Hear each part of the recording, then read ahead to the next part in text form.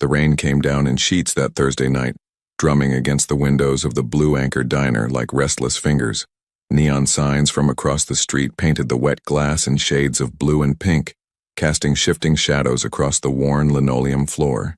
It was the kind of November evening in Brooklyn that made people walk faster, heads down, collars up, the kind that kept the diner warm with the smell of coffee and the low murmur of conversations that didn't want to be heard too clearly. Emily Rivers pushed a strand of dark hair behind her ear and glanced at the clock above the kitchen pass. 9:47 p.m. Another hour and 13 minutes until closing. Her feet ached in her sneakers, and the muscles in her lower back had started that familiar burn that came from 6 hours of carrying trays and forcing smiles. She'd been working at the Blue Anchor for 8 months now, long enough to know every crack in the counter, every customer who ordered decaf but meant regular, every shadow that didn't quite belong. "Table 7 needs a refill," called Marcus from behind the grill, his dark eyes meeting hers with the kind of understanding that came from both working the late shift. "And Jerry at the counter wants as usual." Emily nodded, reaching for the coffee pot. The diner wasn't crowded tonight. The weather had kept most people home. A couple sat in booth 3, speaking in hushed tones over untouched burgers. Jerry, a regular who drove a taxi and always ordered apple pie with vanilla ice cream, sat at his usual spot reading yesterday's newspaper. An older woman occupied booth 5, her hands wrapped around a mug of tea as she stared out at the rain. Normal, quiet, safe. Emily had learned to appreciate quiet nights. They were predictable, manageable. She poured Jerry's coffee with practiced ease, offered him a genuine smile. He was kind, always tipped well, never asked questions, and returned to her station near the kitchen. That's when the bell above the door chimed. 4 men entered, and Emily felt the temperature in the room shift. It wasn't anything she could name exactly, just an instinct that had kept her alive for the past 3 years. The kind of awareness you develop when you've spent time looking over your shoulder, when you've learned that survival sometimes depends on noticing what others miss. The first man through the door was tall, broad-shouldered, wearing a charcoal suit that probably cost more than Emily made in 2 months. His dark hair was slicked back, and his eyes, even from across the room, carried the weight of someone who was used to being obeyed without question. He moved with the kind of confidence that came from power, the kind that made other people step aside without thinking about why. Behind him came 3 others, each dressed similarly, each carrying themselves with that same quiet authority. They weren't loud or aggressive. They didn't need to be. Their presence alone commanded attention. Marcus caught Emily's eye from the kitchen window, his expression tight. He'd noticed too. The tall man scanned the diner with a practiced gaze, taking in every face, every exit, every potential problem. His eyes lingered on Emily for just a fraction of a second before he moved toward the corner booth, the one with a clear view of the door and the street outside. His companions followed, arranging themselves with careful precision. 2 sat facing the entrance. 1 kept his back to the wall. Emily took a breath, grabbed 4 menus, and approached the table. Her heart beat a little faster, but she kept her expression neutral, professional. She'd learned long ago how to hide fear behind a practiced smile. "Good evening, gentlemen," she said, her voice steady. "Can I start you off with something to drink?" The 3 men ordered without much interest. Coffee, water, 1 asked for a Coke. But the tall man, the one who sat at the center of the booth like a king at his court, looked directly at Emily. His eyes were a striking shade of gray-blue, intelligent and calculating. "Coffee, black," he said. His voice was deep, controlled, the kind that suggested he rarely had to repeat himself. Emily nodded, writing it down, even though she'd remember. "I'll be right back with those." As she turned away, she heard one of the men murmur something in Italian. Another laughed, low, brief. The tall man said nothing. Emily's hands were steady as she poured the drinks, but her mind was racing. She'd seen men like this before.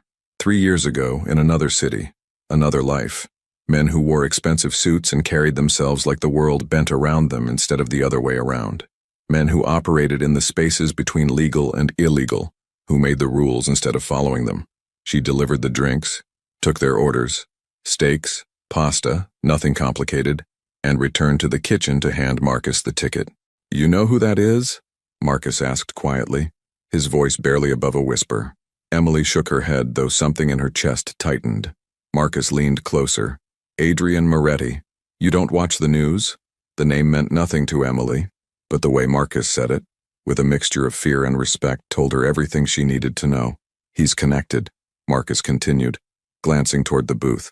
Real connected, the kind of connected where people don't ask questions. Emily's throat felt dry. Why would someone like that come here? Marcus shrugged. Who knows? Maybe he likes the coffee. Maybe he's meeting someone. Either way, we serve him, we smile, we don't get involved. Emily nodded, but a cold feeling had settled in her stomach. She'd spent 3 years trying to stay invisible, trying to build a life where people like Adrian Moretti didn't exist. And now one was sitting in her section, drinking coffee like it was the most normal thing in the world.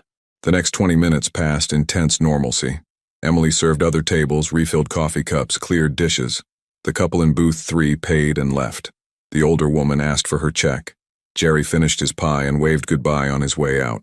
The diner grew quieter, emptier. Emily was wiping down the counter when she heard the footsteps behind her. Heavy, deliberate. She turned to find a man standing near the kitchen entrance, partially hidden by the wall. He wasn't one of the 4 at the booth. He wore a dark jacket, his hands shoved deep in his pockets, and his eyes kept darting toward Adrian Moretti's table. He pulled out his phone, spoke in a low, urgent whisper. Yeah, he's here. Corner booth. 4 total. No one else. 20 minutes. Got it. Emily's blood went cold.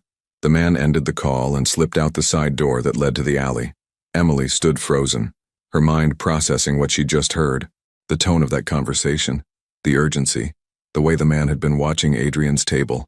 She'd heard conversations like that before, 3 years ago, right before everything fell apart. Her heart hammered in her chest. This wasn't her problem. It couldn't be her problem. She'd walked away from that world, changed her name, moved across the country. She served coffee and cleared tables and kept her head down. That was the deal she'd made with herself, survive by being invisible. But as she glanced toward the front windows, she saw them. 2 men standing across the street, partially obscured by the rain and the shadows between streetlights. They weren't moving. They were waiting. One kept checking his watch. The other's hand rested inside his jacket. Emily's breath caught in her throat.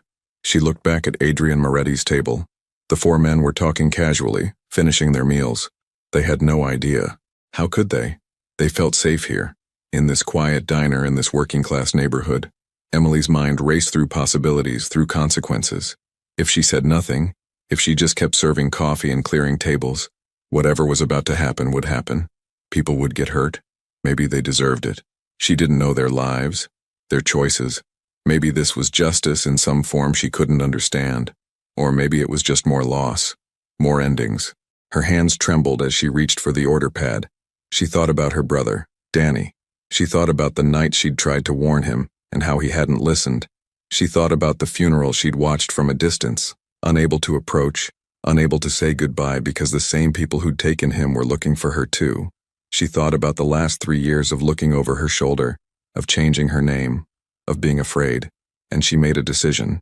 Emily walked to the booth with their check, her face calm despite the storm raging inside her chest. She placed the small slip of paper on the table, right in front of Adrian Moretti. Whenever you're ready, sir, she said quietly. No rush. Adrian reached for the check without looking up, still engaged in conversation with one of his companions. But as his fingers touched the paper, Emily saw his expression change. It was subtle, a slight narrowing of his eyes, a pause in his movements. The check showed the itemized list of their orders. 4 coffees, 3 steaks, 1 pasta, the subtotal, tax, everything calculated correctly. But in the bottom right corner, written in Emily's hurried handwriting, was another number, 4 outside 20men. Adrian's eyes lifted slowly from the paper to Emily's face. She was already turning away, her pulse thundering in her ears. She didn't look back. She couldn't. If she looked back, she might lose her nerve, might try to explain, might draw more attention than this silent warning already had. She walked to the kitchen, her legs feeling unsteady beneath her. You okay? Marcus asked, noticing her pale face. Yeah, Emily lied. Just tired. Through the kitchen pass window she could see Adrian Moretti studying the check. His companions were laughing about something, oblivious. But Adrian wasn't laughing. He was looking at the paper with an intensity that made Emily's stomach clench. Then, slowly, deliberately, he glanced toward the front windows, toward the street outside. One of his men said something, ready to stand, ready to leave. Adrian held up a hand, stopping him. We're in no hurry, he said. his voice carrying across the quiet diner. "Let's have another coffee. Maybe dessert?" His companions looked surprised but settled back into their seats. One flagged Emily down. "Another round of coffee," he said. "And what's good here for dessert?" Emily's hands were shaking as she poured the coffee. "The apple pie is fresh," she managed. "And the chocolate cake." They ordered both, and Emily brought them out with mechanical precision. She avoided looking directly at Adrian, but she could feel his eyes on her, sharp, calculating, trying to piece together a puzzle she'd just handed him. Minutes ticked by. The rain continued its steady assault on the windows. Emily cleared table 5, wiped it down, tried to look busy. Inside she was screaming at herself. What had she done? Why had she gotten involved? This wasn't her fight. These weren't her people. Then, through the window, she saw movement. The 2 men across the street were shifting, checking their phones. One looked agitated. They'd been expecting Adrian and his companions to leave by now. The ambush, if that's what it was, had a timeline, and it was being disrupted. Adrian noticed too. Emily saw him exchange a brief glance with the man to his right. A subtle nod. The man casually pulled out his phone, sent a quick text. Within minutes, Emily noticed another car pull up down the street. Black, expensive, tinted windows. The men across the street hadn't noticed it yet. Adrian stood slowly, his movements unhurried. His companions followed his lead. They left cash on the table, far more than the check required, and walked toward the door. Emily's heart was in her throat. Had she just made things worse? Had she? Adrian paused at the door, his hand on the frame. He turned and his eyes found Emily's across the diner. For a moment, they just looked at each other.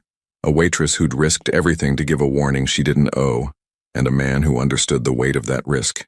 He didn't smile, didn't nod, didn't acknowledge her in any way that would draw attention, but Emily saw the recognition in his eyes, the understanding. Then he stepped out into the rain. Emily rushed to the window, her heart pounding. She watched as Adrian and his men walked to their car, parked directly in front of the diner. The 2 men across the street were moving now, hands reaching inside their jackets.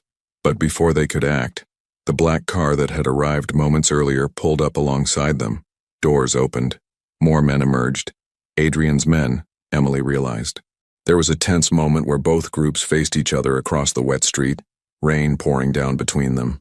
No shots fired, no sudden movements, just a silent standoff that spoke volumes about who had the upper hand.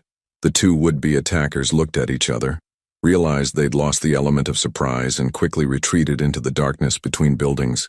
Within seconds, they'd vanished. Adrian stood by his car, looking back at the diner. Even through the rain in the distance, Emily felt his gaze find her in the window. Then he got in his car and drove away. Emily stepped back from the window, her legs suddenly weak. She slumped against the counter, trying to catch her breath. Her entire body was trembling now, the adrenaline that had kept her moving finally crashing. "Emily?" Marcus was beside her, his hand on her shoulder. "What just happened?" "I don't know," Emily whispered, and it was partly true. She didn't know who those men were, why they'd wanted to hurt Adrian Moretti, or what chain of events she'd just set in motion. But she knew one thing with absolute certainty. Her 3 years of invisibility had just ended. She'd saved the life of one of the most powerful men in New York's underworld, and he knew it. He knew her face, knew where she worked, knew she'd seen something she shouldn't have. Emily looked down at her hands, still shaking, and wondered if she'd just saved her own life or signed her own ending. The bell above the door chimed. Emily's head snapped up, her heart leaping into her throat. But it was just a young couple laughing and shaking rain from their coats, oblivious to everything that had just transpired. "Sit anywhere," Emily heard herself say, her voice sounding distant, mechanical. Marcus was watching her with concern. "You sure you're okay?" Emily nodded, though nothing felt okay. She grabbed a menu and approached the couple, forcing a smile that didn't reach her eyes. Outside, the rain continued to fall, washing away footprints and evidence, leaving behind only questions and the certain knowledge that everything had changed. On the table where Adrian Moretti had sat, the cash he'd left remained.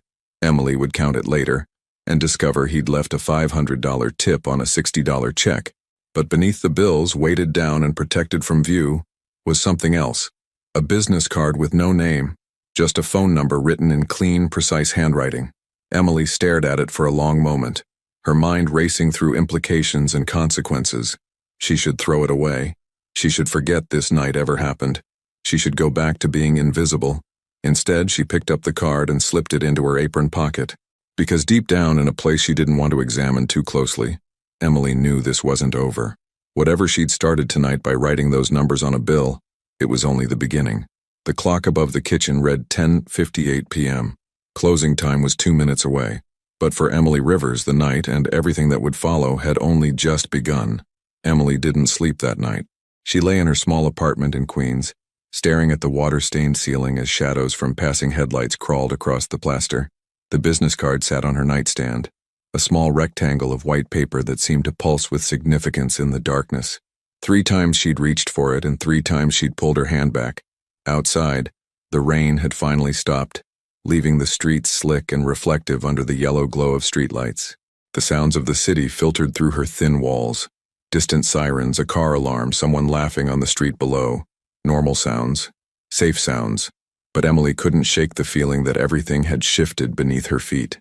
She kept replaying the moment in the diner, Adrian Moretti's eyes meeting hers across the room, that look of recognition and calculation.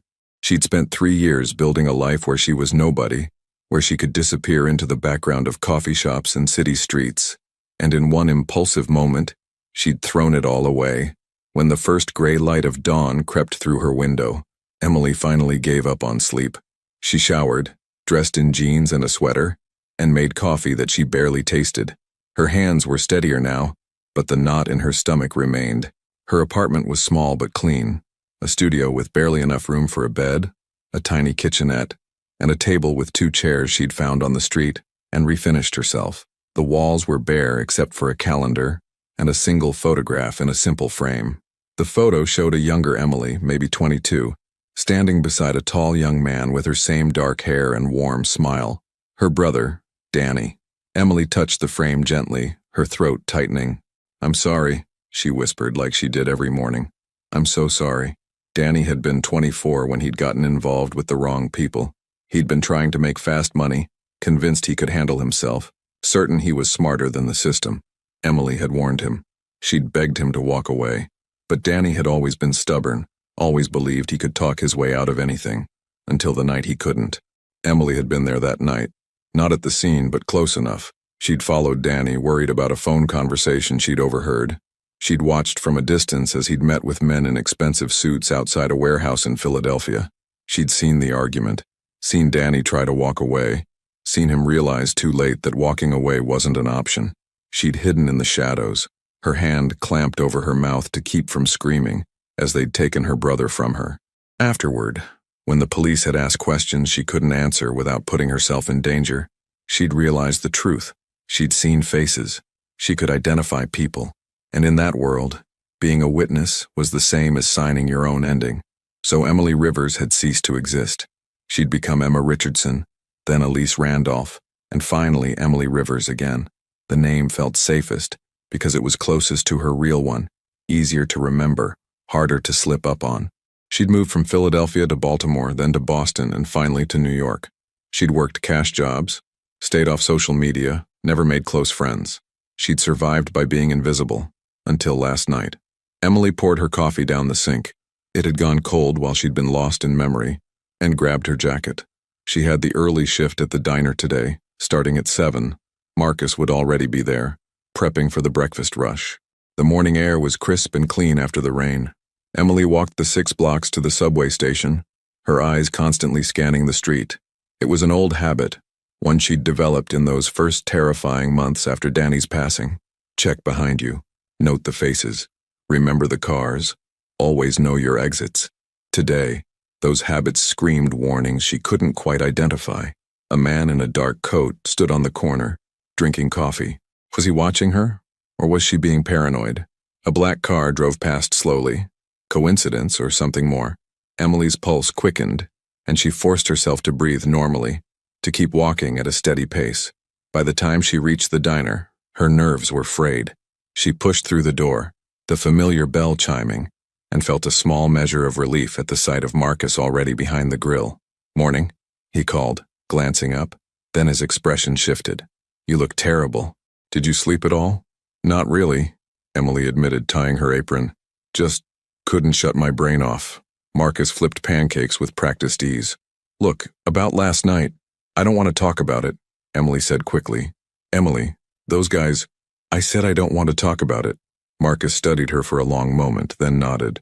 Okay, but if you need anything. I know. Thank you.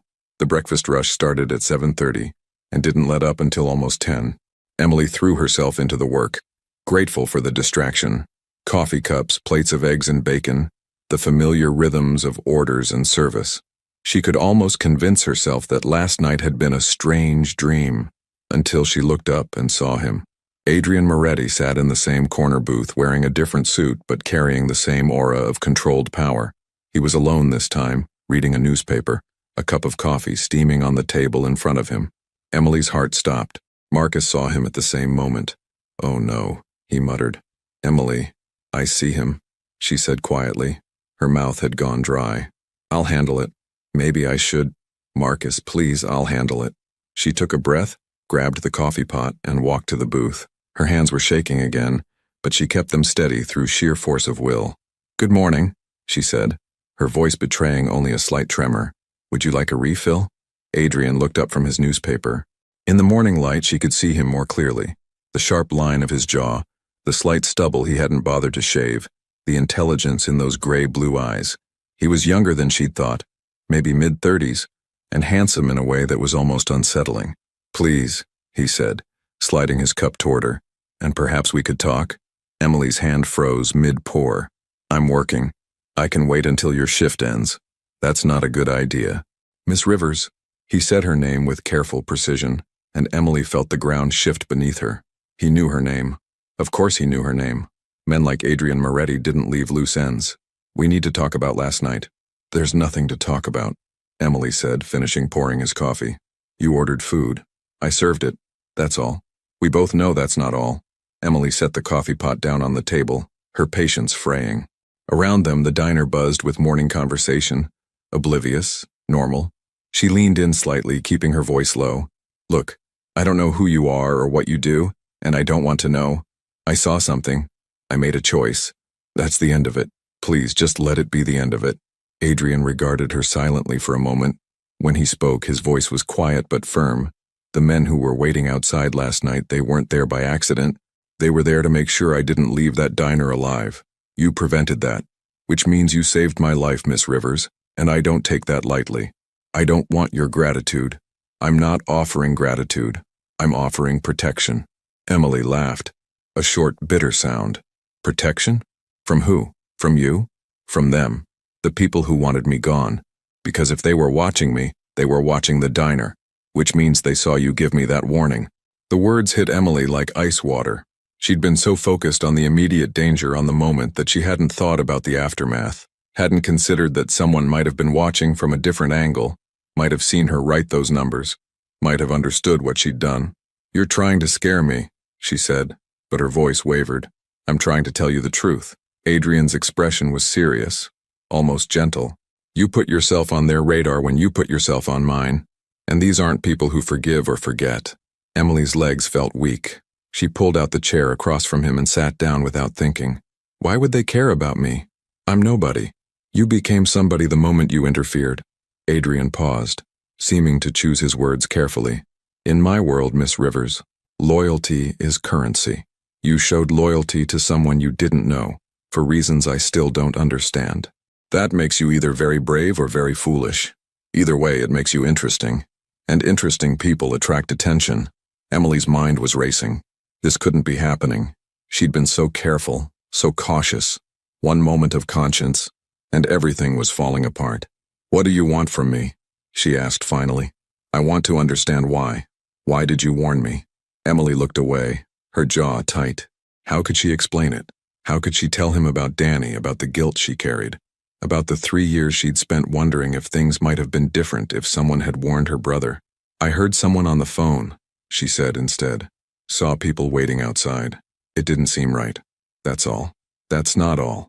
Most people would have looked the other way, would have convinced themselves it wasn't their problem. Adrian leaned forward slightly. But you didn't. Why? Does it matter? Yes. Because I need to know if I can trust you. Emily's eyes snapped back to his. Trust me. You don't even know me. Exactly. And yet you knew enough about me, or about men like me, to recognize danger when you saw it. You knew what that phone call meant. You knew what those men waiting outside were planning. Adrian's gaze was penetrating. How did you know, Miss Rivers? How does a waitress in Brooklyn understand the signs of an ambush? Emily's throat tightened. She'd said too much, revealed too much. I need to get back to work. She started to stand, but Adrian's next words stopped her. Your real name is Emily Brennan. You had a brother named Daniel. He passed away 3 years ago in Philadelphia, under circumstances that were never fully explained. You disappeared shortly after, moved several times, changed your name twice. You work cash jobs, stay off the grid, and you're very, very careful about not being noticed. Emily felt the blood drain from her face. She sank back into the chair, her heart hammering. How? I have resources, Adrian said simply. And when someone saves my life, I make it my business to understand why. So I'll ask you again, why did you warn me? Emily's hands were shaking in her lap. She clasped them together, trying to steady herself. When she spoke, her voice was barely above a whisper. Because no one warned my brother. Because I watched him walk into something he didn't understand and I couldn't stop it. Because I've spent 3 years wishing someone had done for Danny what I did for you last night. She looked up, meeting Adrian's eyes. Because I couldn't save him, but maybe I could save someone else, even if that someone else is a criminal, Adrian finished, a slight edge to his voice. Someone I don't understand, Emily corrected. Someone from a world I want nothing to do with. And yet here we are, Emily echoed bitterly. They sat in silence for a moment, the sounds of the diner swirling around them. Marcus was watching from the kitchen, worry evident on his face. The other customers were oblivious, absorbed in their breakfasts and conversations. I'm sorry about your brother, Adrian said finally. But running from the past doesn't change it, Miss Rivers. And whether you want to accept it or not, you're now part of something larger. The people who wanted me gone, they're connected to something your brother was involved in. The same network, the same operation. Emily's head snapped up. What are you talking about? Victor Castellano. Does that name mean anything to you? It did. Emily felt her stomach clench with recognition. Danny had mentioned that name once in a phone conversation she'd overheard weeks before his passing. He'd sounded nervous when he said it, almost frightened. I see it does, Adrian observed. Castellano runs most of the operations in the Philadelphia to New York corridor. 3 years ago, he was consolidating power, eliminating competition and loose ends. Your brother was working for one of Castellano's rivals, probably without fully understanding the stakes. When that rival disappeared, everyone connected to him became a liability. Stop, Emily whispered. Please stop. You need to hear this. Castellano has been looking for you. Not actively. You've done a good job staying hidden. But when his people saw you with me last night, they made the connection. Emily Brennan, the sister who witnessed something she shouldn't have. The one loose end they never tied up. Emily felt like she was drowning. The room seemed to spin around her. You're saying they're coming for me because I helped you? I'm saying they were always going to come for you eventually. Last night just moved up their timeline. Adrian's voice softened. But it also gave you something you didn't have before. An ally. I don't want your help, Emily said. But there was no conviction in her voice. I know. But you need it. And whether you believe it or not, I need yours too. Emily looked at him in disbelief. How could I possibly help you? You've seen Castellano's people. You recognized the setup last night, understood the signs. You have instincts that most people don't have. Instincts born from loss and survival. Adrian paused. And if Castellano is coming after both of us, we're stronger together than apart. This is insane, Emily said, standing up. Her legs were unsteady, but she forced herself to remain upright. You're asking me to, what? Join forces with you? Get deeper into this world instead of trying to escape it? I'm asking you to face reality. Running hasn't worked. Hiding hasn't worked. The past caught up to you anyway, just like it always does. Adrian stood as well, his presence commanding even in the mundane setting of a breakfast diner. But if you stand and fight, if you help me end Castellano's operation, you might actually get the freedom you've been looking for. Or I might end up like my brother. You might, Adrian acknowledged. But at least you'll have a chance. At least you'll have someone watching your back. Emily shook her head, tears threatening to spill. I can't do this. I can't. Your apartment building has been under surveillance since 5 this morning, Adrian said quietly. 2 men in a gray sedan parked across the street. They followed you to the subway station.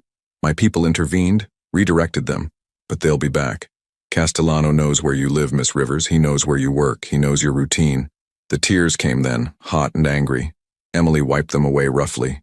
Why are you doing this? Why do you care? Adrian reached into his jacket and pulled out a photograph. He placed it on the table between them.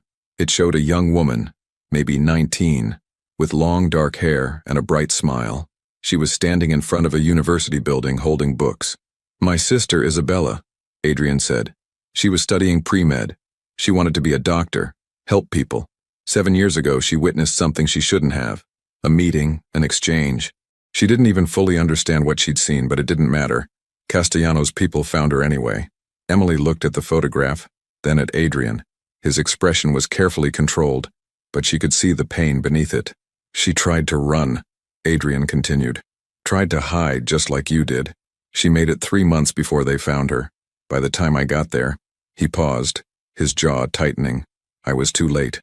I had the power, the resources, the connections, but I was too late to save her. I'm sorry, Emily whispered. So am I. Every single day. Adrian picked up the photograph, looked at it for a moment, then tucked it back into his jacket. You reminded me of her last night. Not in appearance, but in courage. Isabella would have done exactly what you did. Warned a stranger, risked herself to save someone else. It's why I had you investigated. Why I need to know you're safe. Emily's resistance was crumbling. She understood now. Adrian wasn't just offering protection out of obligation or strategy. He was trying to save her the way he couldn't save his sister. What if I say yes? She asked. What happens then? Then we work together to bring down Castellano's operation. We use their interest in you as bait, draw them out, gather evidence. We end this so that neither of us has to look over our shoulders anymore. You make it sound simple. It won't be. It'll be dangerous, complicated, and there's no guarantee of success. But it's a chance, Miss Rivers. It's more than running will give you.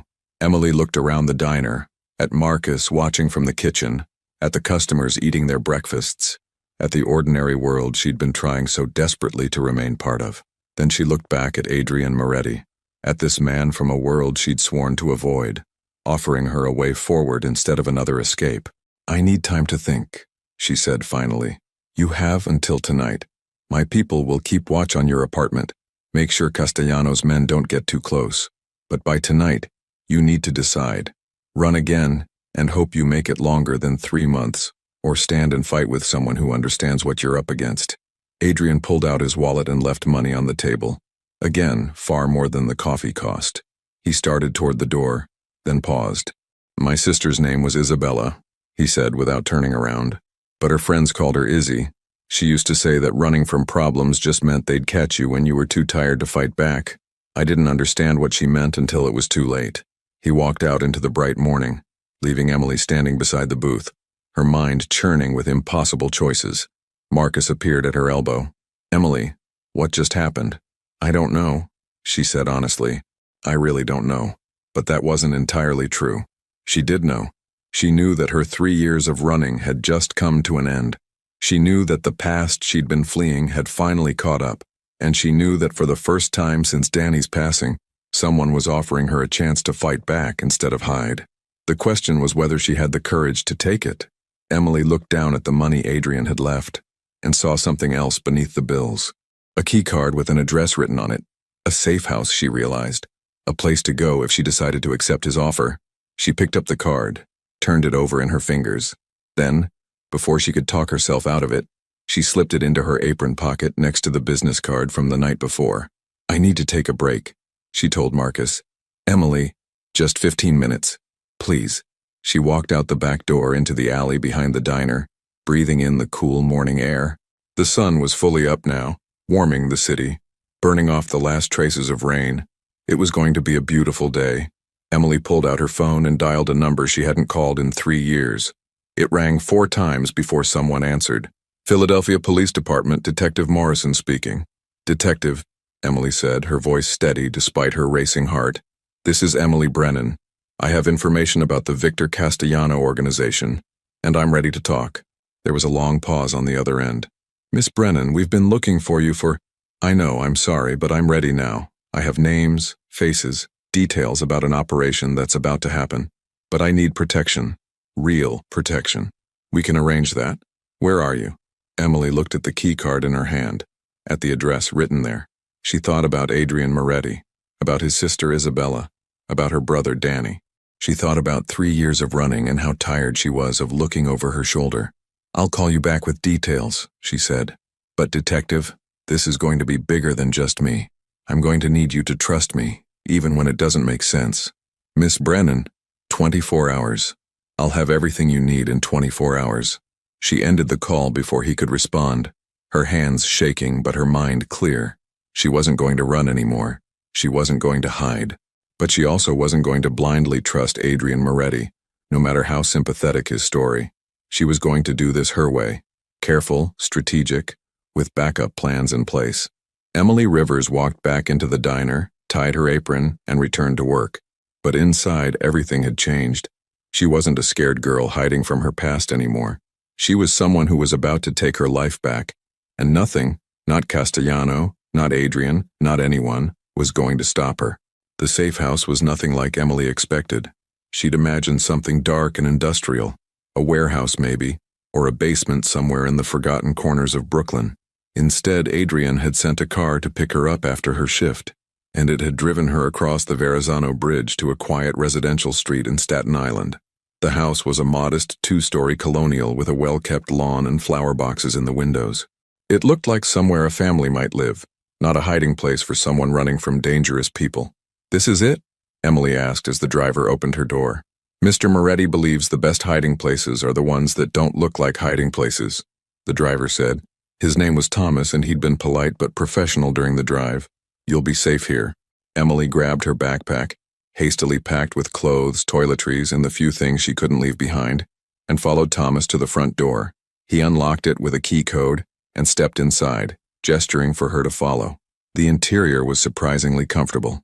Hardwood floors, cream-colored walls, furniture that looked lived in but well-maintained. A kitchen with granite counters opened into a living room with large windows overlooking a small backyard. Upstairs, Thomas showed her 2 bedrooms and a bathroom. "Everything you need should be here," Thomas said. "Food in the kitchen, fresh linens in the closet. Mr. Moretti will arrive within the hour." "He's coming here?" Emily's stomach tightened. "You'll need to coordinate, figure out the next steps." Thomas handed her a cell phone. "New. Prepaid. This is secure. Mr. Moretti's number is programmed in. Don't use your personal phone while you're here."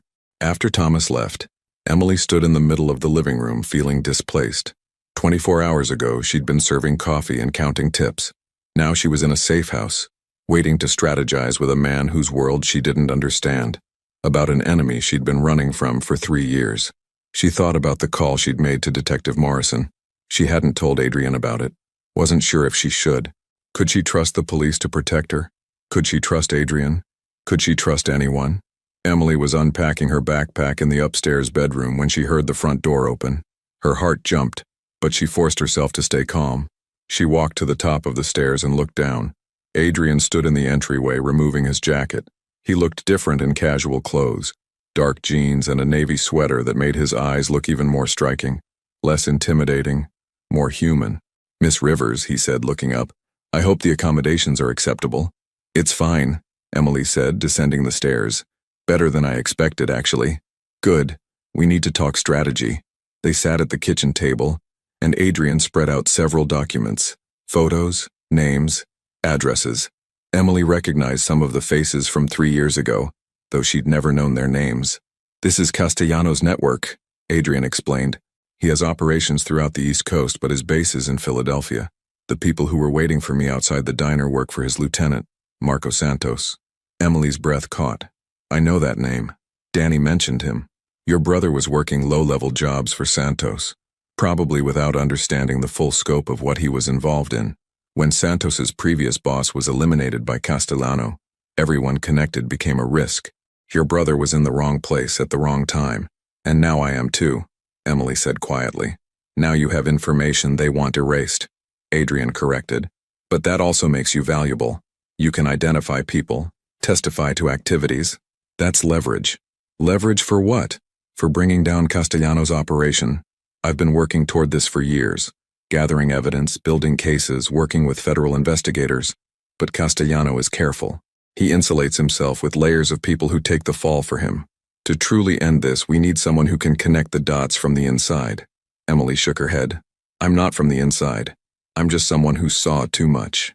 You saw the right things. And more importantly, they know you saw. If we can draw them out, make them move against you, we can catch them in the act. With proper surveillance, protection, and coordination with law enforcement. I already called the police. Emily interrupted. Adrian went very still. What? Detective Morrison in Philadelphia. I called him this morning. I told him I was ready to provide information about Castellano. For a moment, Adrian said nothing. His expression was unreadable. Then slowly, he leaned back in his chair. That was dangerous. So is trusting you. Emily shot back. I don't know you, Mr. Moretti. For all I know, this could be an elaborate setup, at least with the police. The police have been trying to nail Castellano for a decade with no success. He has people in law enforcement, Emily. People who report back to him. You calling a detective in Philadelphia might have just told Castellano exactly where to find you. Emily's stomach dropped. She hadn't thought of that. Had been so focused on creating backup that she'd potentially exposed herself further. Morrison is clean, she said, but her voice lacked conviction. Maybe. Or maybe he's one of the people on Castellano's payroll. Or maybe he's honest but talks to someone who isn't. Adrian ran a hand through his hair, frustrated. This is why I wanted to coordinate. This is why planning matters.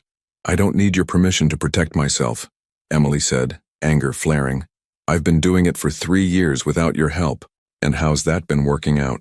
You're in a safe house because they found you anyway. Because you saved my life and put yourself on their radar. You don't get to be self-righteous about this, Emily. We're in it together now, whether you like it or not. They glared at each other across the table, tension crackling between them. Then Emily's phone, the secure one Thomas had given her, buzzed. A text from an unknown number. We need to meet. Tomorrow noon, Washington Square Park. Come alone. Emily showed it to Adrian. His jaw tightened. That was fast, he muttered. Morrison? I don't know. The number isn't his. It's a trap. Or it's someone who wants to help. Emily. I'm going. Her voice was firm. If it's Morrison, I need to hear what he has to say. If it's Castellano's people, then we know they're moving. Either way, we get information. You'll be exposed. Vulnerable. That's the point, isn't it? You said we need to draw them out. Consider this drawing them out. Adrian studied her for a long moment. You're not going alone. The message said, I don't care what the message said. You go, but my people will be there. At a distance, watching, ready to intervene if things go wrong. Emily wanted to argue but recognized the wisdom in his approach. Fine, but they stay back. If this is a legitimate contact, I don't want to scare them off. Agreed. Adrian pulled out his own phone and made several calls, speaking in low, clipped tones. Setting up surveillance, Emily realized. Positioning people, creating a safety net. When he finished, the tension between them had eased slightly. Adrian looked tired suddenly, the weight of whatever burden he carried showing in the lines around his eyes.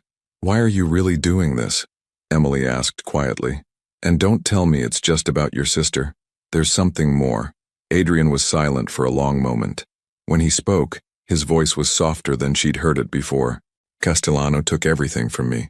My sister, yes. But before that, my father. He was trying to legitimize our family's business. Get out of the darker aspects. Castellano saw that as weakness, as betrayal. He orchestrated events that led to my father's downfall. Then he went after Isabella to send a message. I'm sorry, Emily said. I don't want your sympathy. I want justice. I want Castellano to face consequences for the lives he's destroyed. And I want to make sure no one else loses someone the way I did, the way you did. Emily felt something shift inside her, a recognition of shared pain, shared purpose. We're going to do this, aren't we? Actually go up against him. We are, Adrian confirmed. But we do it smart, carefully. We don't take unnecessary risks, says the man who probably takes risks every day. A ghost of a smile crossed Adrian's face. That's different. Those are calculated risks. This is personal. Personal makes you careless if you're not careful. They spent the next hour planning, contingencies, signals, escape routes. Adrian's attention to detail was impressive, almost obsessive. He thought through scenarios Emily hadn't even considered, prepared for possibilities that seemed far-fetched but weren't impossible. As evening fell, Adrian ordered food, Chinese takeout that Thomas picked up from a restaurant across town, making sure it couldn't be traced back to their location.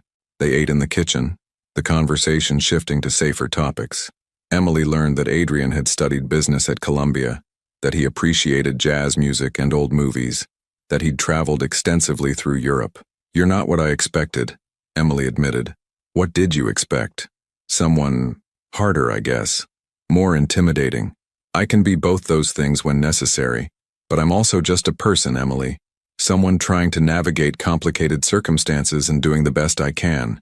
It was the most human thing he'd said, and it made Emily see him differently, not as a figure from a dangerous world, but as someone who'd been shaped by loss and responsibility, just like her. Later, as they prepared for the night, Adrian would stay in the second bedroom to ensure Emily's safety. She found herself standing at the top of the stairs, hesitant. "Adrian," she called down. He appeared at the bottom, looking up. "Yes? Thank you. For this. For trying to keep me safe even though I haven't made it easy. You don't need to thank me. This is what we do now. We protect each other." Emily nodded and retreated to her room, but sleep didn't come easily. She lay in the unfamiliar bed, listening to the sounds of the house settling, thinking about tomorrow's meeting in Washington Square Park, thinking about Detective Morrison, about Castellano, about the chess game she'd been pulled into. Somewhere in the house she heard Adrian moving around, checking locks probably or making final preparations for tomorrow. It should have made her nervous having him so close. Instead, it made her feel safer than she had in 3 years. Maybe that was foolish. Maybe she was trusting too quickly, letting down guards she'd worked hard to build. Or maybe, just maybe, she'd finally found someone who understood what it meant to fight back against the darkness that had taken so much from both of them. Tomorrow would bring answers. Tomorrow they would know if her call to Morrison had been wise or disastrous. Tomorrow the game would begin in earnest. But tonight, for the first time in 3 years, Emily Rivers fell asleep without nightmares. And in the room down the hall, Adrian Moretti sat in the darkness looking at a photograph of his sister and making promises to the memory of someone he'd failed to save, that he wouldn't fail again. Washington Square Park was crowded at noon on a Friday. Emily sat on a bench near the fountain, watching students from NYU hurry past with coffee cups and backpacks, tourists taking photos of the arch, street performers setting up their acts. The autumn sun was warm and the park felt alive with energy. Normal, safe, ordinary. But Emily's heart was racing. She wore jeans, a dark jacket, and sunglasses Adrian had insisted on. "Makes it harder for anyone to get a clear photograph of you," he'd explained that morning. Her hands were folded in her lap to keep them from shaking. Adrian's people were somewhere in the crowd. She didn't know where exactly, which was the point. They were ghosts, watching, waiting. Adrian himself was in a car 2 blocks away, monitoring everything through communication devices his team wore. Emily checked her phone. 12:03 p.m. Whoever had sent the message was late. Then she saw him. Detective Morrison looked older than she remembered, more gray in his hair, deeper lines around his eyes. He wore casual clothes, jeans and a jacket, trying to blend in. But Emily recognized the cautious way he scanned the park, the professional assessment of threats and exits. He sat down beside her without preamble. "Miss Brennan, it's been a long time." "Detective?" Emily's voice was steady despite her nerves. "Thank you for coming. I wasn't sure you'd actually show." Morrison studied her face. "You look different, older, tired. 3 years of running will do that. You could have come in any time. We would have protected you." "Could you have?" Emily challenged. "Really? Because my brother trusted the system and look where that got him." Morrison's expression tightened. "Your brother made choices that put him in harm's way. We tried to help him, but he wouldn't cooperate. He was scared. He didn't know who to trust. And you do now? That's why you called?" Morrison leaned back, his posture deceptively relaxed. "What's changed, Emily? Why reach out after all this time?" Emily took a breath. "Because they found me anyway. Because running didn't work. And because I have information that could help bring down Castellano's operation." "What kind of information?" "Names, faces, details about operations from 3 years ago that might still be relevant, and current information about people who are actively working for Castellano." Morrison's eyes sharpened with interest. "Current information? How would you have that?" This was the delicate part. Emily had rehearsed it with Adrian, but actually saying the words felt dangerous. "I've made contact with someone else who's working against Castellano. Someone with resources and connections." "Who?" "I can't tell you that yet. Not until I know I can trust you." Morrison's jaw tightened. "Emily, If you're involved with someone from that world, you're putting yourself in more danger, not less.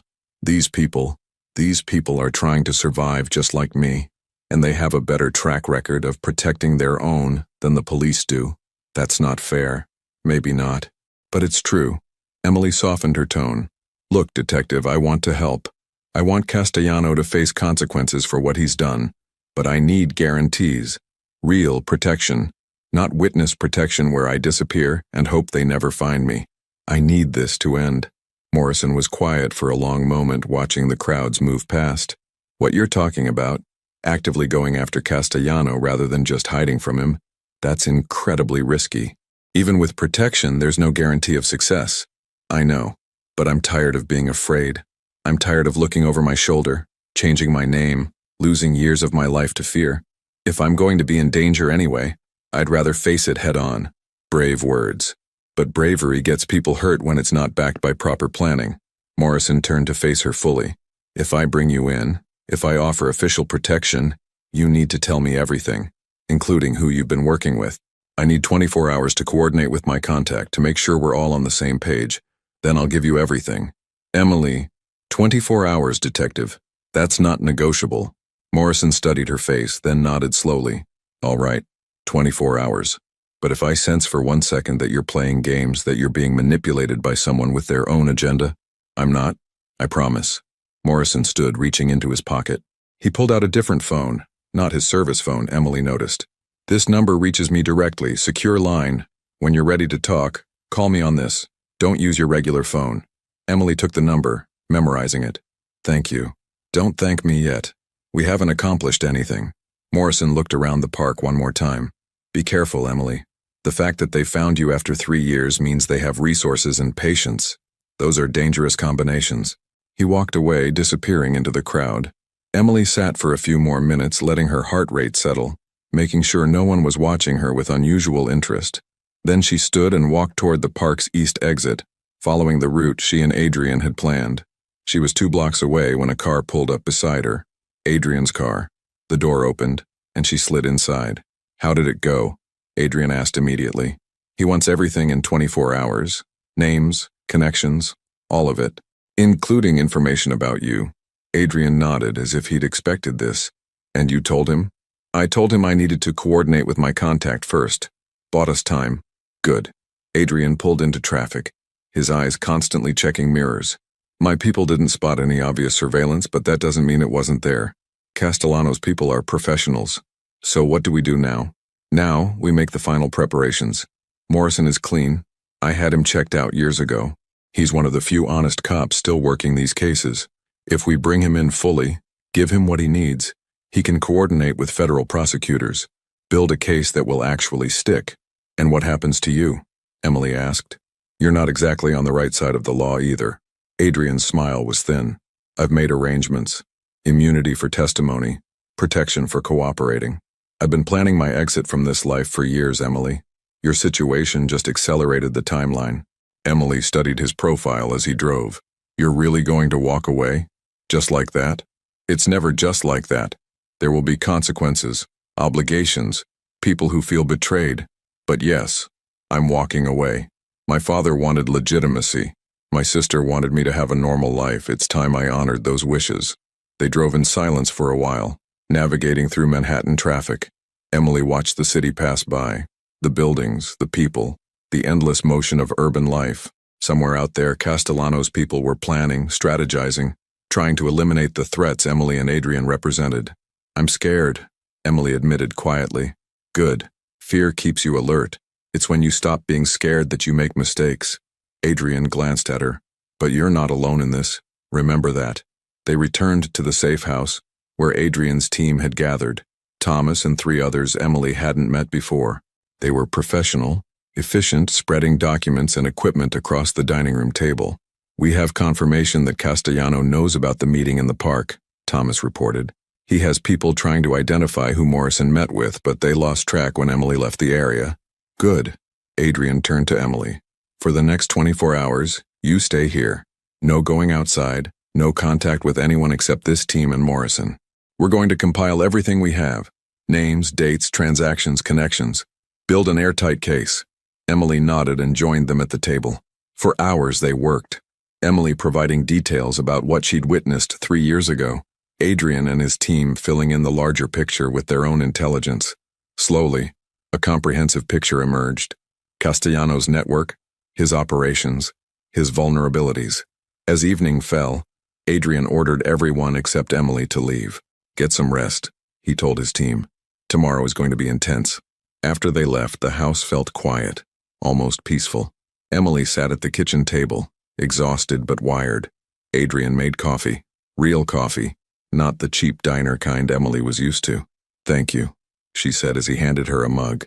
"For all of this, for taking me seriously. You saved my life, Emily. This is the least I can do." Adrian sat across from her.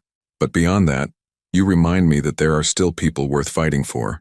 People who do the right thing even when it costs them. I don't feel heroic. I feel terrified most of the time. Heroism isn't the absence of fear. It's acting despite it." They talked late into the night, about Danny and Isabella, about choices and consequences, about the lives they'd both lived in the shadows. Emily found herself opening up in ways she hadn't with anyone in years, and Adrian matched her vulnerability with his own stories of loss and regret. "What will you do after?" Emily asked finally. "When this is over and you've walked away?" "I don't know. I've spent so long focused on revenge and justice that I haven't thought much about what comes after." Adrian smiled slightly. "Maybe something boring. Business school was interesting. Perhaps I'll go back to that world, do something legitimate. That would be quite a change. The best kind." He looked at her directly. "What about you? What does Emily Rivers want when she's not running or hiding?" Emily considered the question. "I want to wake up without fear. I want to use my real name. I want to call old friends and visit my parents' graves without worrying about who might be watching." She paused. "I want a normal life, whatever that means. You'll have it. After tomorrow, after we hand everything to Morrison, you'll finally be free." Emily wanted to believe him, but some part of her, the part that had learned to be cautious, to expect the worst, remained guarded. The next morning, they met Morrison at a federal building in Lower Manhattan. He'd brought 2 federal prosecutors and an FBI agent specializing in organized operations. For 3 hours, Emily and Adrian laid out everything: documents, testimony, connections. Morrison listened intently, occasionally asking questions but mostly letting them present their case. The prosecutors took notes, exchanged meaningful glances, clearly recognizing the value of what they were hearing. "This is substantial," one of the prosecutors said finally. "With this information, we can get warrants, start making cases against multiple levels of Castellanos' organization." "How long until you move?" Adrian asked. 48 hours, maybe less. We'll need to coordinate with multiple jurisdictions, but we can move fast when necessary." "And protection for Emily?" "Full protection. Safe location, security detail, everything she needs until trials are complete." Emily felt relief wash over her, mixed with residual anxiety. "And after trials?" "After trials, you're free. New identity if you want it, or you can reclaim your life as Emily Brennan. That choice is yours." As they were leaving the building, Emily felt lighter than she had in years. The weight of secrets, of fear, of constant vigilance, it was lifting. Not gone completely, but lessening. Adrian walked her to the car where his team waited. "You did it," he said. "You faced your fear and won." "We did it," Emily corrected. "I couldn't have done this without you." They stood facing each other on the busy street, and Emily realized how much had changed in just a few days. This man who'd been a stranger, a figure from a world she didn't understand, had become something else. An ally, a protector, maybe even a friend. "What happens now?" she asked. "Now Morrison and his team do their work. Castellano and his people will be brought in, charged, tried, and we," Adrian trailed off, "we go back to our separate lives." Emily finished quietly. "Maybe. Or maybe we stay in touch. Make sure the other is doing okay." Adrian's expression was softer than she'd seen it. "I'd like that if you would." Emily smiled. A real smile. The kind she hadn't felt capable of in years. "I'd like that too." 3 weeks later, Emily stood in Washington Square Park again. But this time there was no fear, no looking over her shoulder. Castellano had been arrested along with 37 members of his organization. The case was solid. The evidence overwhelming. Detective Morrison had called that morning with the news. "You're free, Emily. Really, truly free," she'd cried then. tears of relief, of grief for the years lost, of hope for the future ahead. Now standing in the autumn sunshine, Emily felt something she hadn't felt since before Danny's passing. Peace. Her phone buzzed. A text from Adrian. Coffee? Emily smiled and typed back. The Blue Anchor. I know a good place. Perfect. See you in 20. Emily started walking, not running, not hiding, just walking through the city like any other person living their life. She thought about Danny, about how he'd want her to be happy, to move forward. She thought about the waitress who'd written a warning on a bill and the chain of